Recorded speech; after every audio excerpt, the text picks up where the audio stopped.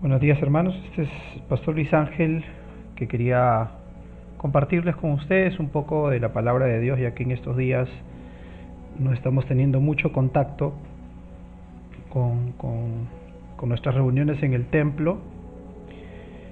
Sin embargo, quería primero, antes de empezar con este pequeño estudio, voy a tratar de hacer lo más breve posible, recordarles que una vez más nosotros somos la iglesia. Creo que por algún motivo totalmente divino, hecho por la voluntad del Señor, nuestro programa que comenzamos a implementar a inicios de año sobre la iglesia en casa, creo que finalmente va a producir frutos en estos días en que nos encontramos en cuarentena en nuestros hogares, y creo que va a ser un desafío para todos, un desafío para que nosotros comencemos a tener idea de cómo implementar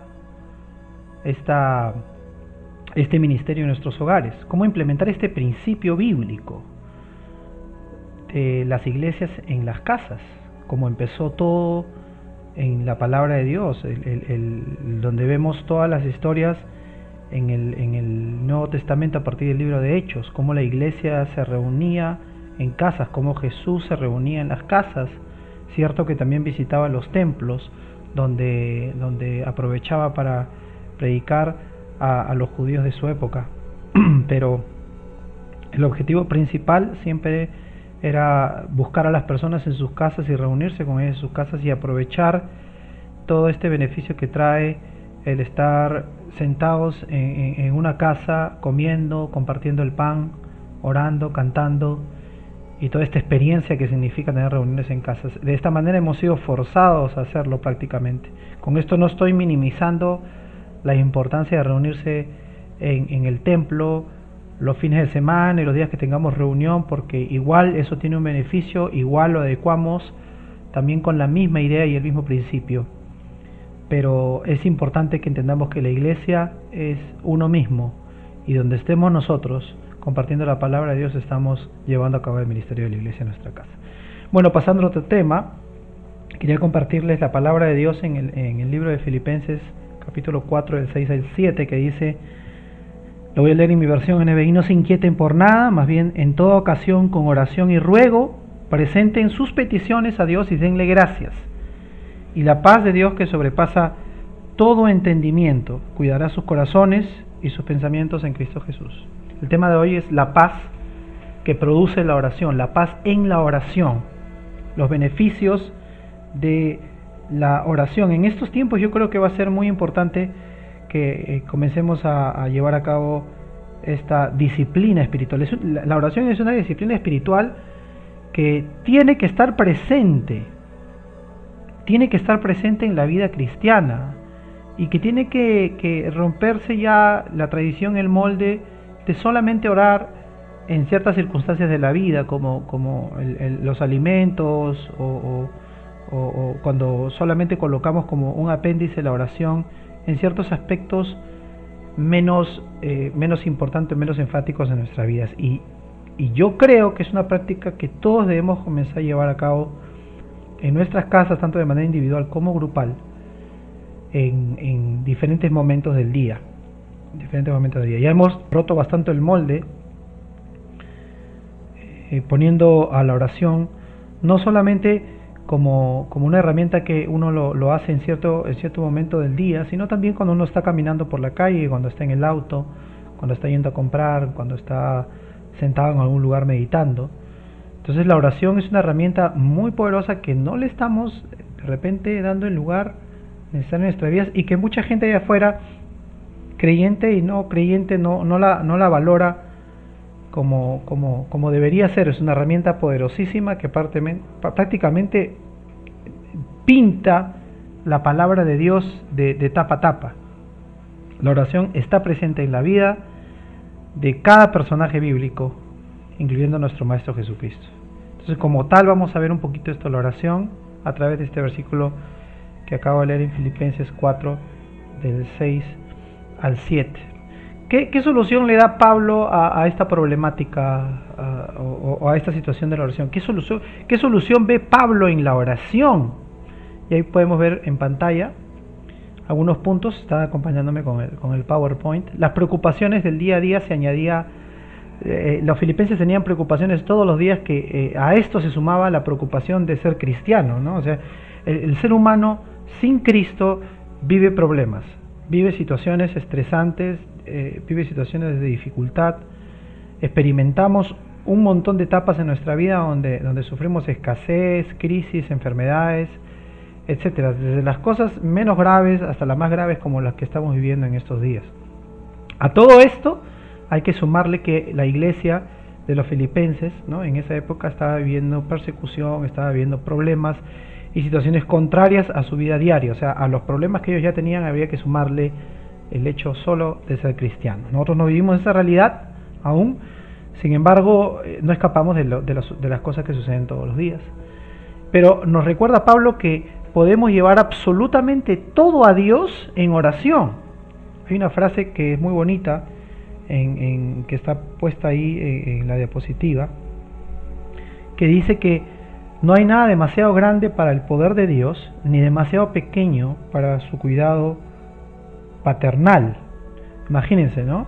El poder de Dios abarca todo. Para los que creemos y los que hemos experimentado la vida cristiana, entendemos cuán grande es el poder de Dios, y no hay nada pequeño que no podamos llevarle a la presencia de Dios. Piensen por un momento en esto. No sé si recuerdan alguna etapa en su vida, cuando eran pequeños y sufrían algún accidente o les pasaba algo, o veían algo raro en su cuerpo, o simplemente experimentaban alguna situación adversa, y lo primero que hacíamos los que teníamos a nuestro alcance a nuestros padres era correr hacia ellos, buscarlos. Inmediatamente cuando veíamos algo extraño o algo que estaba pasando, no podía faltar el grito de exclamación en la casa de papá, mamá, ¿no? Esto me está pasando, tengo esta herida, o estoy viviendo esta experiencia. Lo primero que hacemos cuando somos niños, incluso ahora muchos adultos que no ganamos la experiencia, ahora que somos padres o que estamos viviendo etapas en nuestra vida y a veces creemos que todos lo sabemos, siempre hay un momento en nuestra vida donde regresamos a nuestros padres para consultarles ciertas cosas. No conozco yo, no sé si habrá papás allá que no respondan al grito de ayuda de sus hijos cuando están necesitando algo. Si hablamos solamente de los papás que hacen su mejor esfuerzo por ser buenos padres, van a estar siempre ahí dispuestos a ayudar a sus hijos ante cualquier situación que ellos necesiten. Si tú ves a tu hijo gritar por auxilio, si tú escuchas a tu hijo en la noche levantarse por algún dolor o algún temor que siente, creo que la actitud natural de todo buen padre, o todo padre no perfecto, pero que siente en su corazón el amor por sus hijos, va a ir en su ayuda, va a estar ahí dispuesto y disponible para cualquier necesidad de su hijo, no importa dónde esté, sin importar lo que esté pasando y sin importar también muchas veces el riesgo que el padre puede correr. Ahora, imaginemos esto, traslademos esto a nuestra oración y súplica al Dios en que nosotros creemos. Ustedes piensan por algún momento, algún instante, algún minuto de su vida que Dios no va a escuchar nuestra súplica, que Dios no va a escuchar nuestra oración de ayuda, que Dios no va a escuchar nuestra exclamación por socorro, que Dios no va a escuchar nuestra necesidad, que acaso Él no sabe lo que estamos viviendo, que va a ser indiferente ante nuestra emergencia. Si nosotros como padres no seríamos indiferentes ante la situación que nuestros hijos podrían estar viviendo sin importar la edad, ¿podemos acaso atrevernos a decir que nuestro Dios no va a correr hacia nosotros? No va a escuchar nuestro llamado y no va, por lo tanto, a responder sabiamente de acuerdo a nuestra necesidad. Podemos presentarle a Dios todas nuestras necesidades. Podemos presentarle a Dios todas nuestras dolencias. Podemos presentarle a Dios todas nuestras experiencias y Él va a estar ahí disponible para escuchar nuestras súplicas. ¿Por quién podemos orar? Vamos a orar por nosotros mismos, podemos orar por ayuda, podemos orar para las necesidades que tenemos en esta situación que estamos viviendo todos ahora y que no sabemos cómo se va a poner más adelante. Claro, nosotros estamos tratando de ser lo más positivos posibles, lo más esperanzadores posibles. Si esto va a durar 15 días, si esto no va a cambiar. Pero si nos ponemos a pensar por un minuto, ¿qué pasaría si las cosas no son como nosotros la planeamos? Ahí se ve la fragilidad de la realidad humana, que ante una situación así nos vemos de manos atadas, no sabemos qué hacer, y muchos están recurriendo a la fe como última instancia para ver si esto trae algún tipo de paz a su corazón. Y sí, podemos venir a Dios en oración, y podemos orar por las cosas pasadas, podemos orar por las cosas presentes y podemos orar por todo lo que vaya a acontecer en el futuro. Podemos aprovechar en orar por otros, podemos aprovechar en orar por los que tenemos cerca y por los que tenemos lejos. El alcance de la oración va más allá de lo que podemos imaginar, porque no conoce tiempo, la oración no conoce tiempo y espacio. La oración afecta toda nuestra realidad en todas las dimensiones y tiene un alcance que va más allá de lo que nosotros podemos entender. Por lo tanto, cuando tú estás orando, puedes incluir todas tus necesidades, toda tu realidad y toda la necesidad del prójimo, ya sea tu familiar o por las cosas que estás orando, y esto va a tener un efecto. Primero tenemos que entender que la oración no va a tener necesariamente una respuesta a lo que nosotros estamos pidiendo, ¿no? A veces no funciona así. La oración no funciona como una lámpara de deseos, ¿no? No es un genio Dios que va a salir a cumplir todo lo que le pidamos, pero sí el resultado de la oración es lo que vamos a leer más adelante en este versículo. La acción de gracias debe ser el agregado complementario a nuestra oración. Debemos ser gratos, debemos ser agradecidos por las cosas que Él nos ha dado y que no merecemos. La oración con acción de gracias es el perfecto complemento. El perfecto complemento. La oración siempre tiene que empezar con gracias, revestirse de gracias en el medio y cerrar con más gracias aún. El cristiano debe tener este sentimiento, como ha dicho alguien, ¿no? de agradecimiento. O sea, el agradecimiento tiene que estar en las tres etapas de la realidad humana, en el pasado, en el presente y en el futuro. Gracias por las cosas que el Señor ha hecho, gracias por lo que está haciendo el Señor ahora y gracias por lo que el Señor va a hacer en nuestras vidas. Toda oración, hermanos, tiene que estar revestida de nuestros agradecimientos. Incluso por el mismo hecho de orar, debemos dar gracias. Por el mismo hecho de la alegría de sentarnos tomados de la mano con alguien a nuestro lado o solos en algún lugar, orando, ese simple hecho ya implica agradecimiento, gratitud y perfecta sumisión a nuestro Padre Celestial. Cuando estamos totalmente convencidos de que Él hace todas estas cosas para nuestro bien, entonces vamos a entrar en este ambiente de gratitud por las cosas que estamos viviendo, incluso por las cosas malas que en estos días estamos experimentando, incluso por las cosas malas. Cuando tú oras, orar por lo menos tiene tres efectos en nuestra vida, nos recuerda tres cosas en nuestra vida. Primero, el amor de Dios, infinito amor de Dios. El amor de Dios que nunca ha dejado de ser. El amor de Dios que está presente en nuestras vidas, porque Él desea lo mejor para nosotros. Tenemos que entender primero que Dios desea lo mejor para nosotros. Dios no nos odia. Dios ama a la humanidad, ama a su creación y le provee a través de su Hijo Jesucristo. Nos ha dado un camino y nos ha dado una vida. Nuestro Padre Celestial nos ama. Ese es el recordatorio más importante. Cuando tú oras vas a recordar cuánto te ama Dios y que desea lo mejor para ti. También vas a recordar la sabiduría de Dios.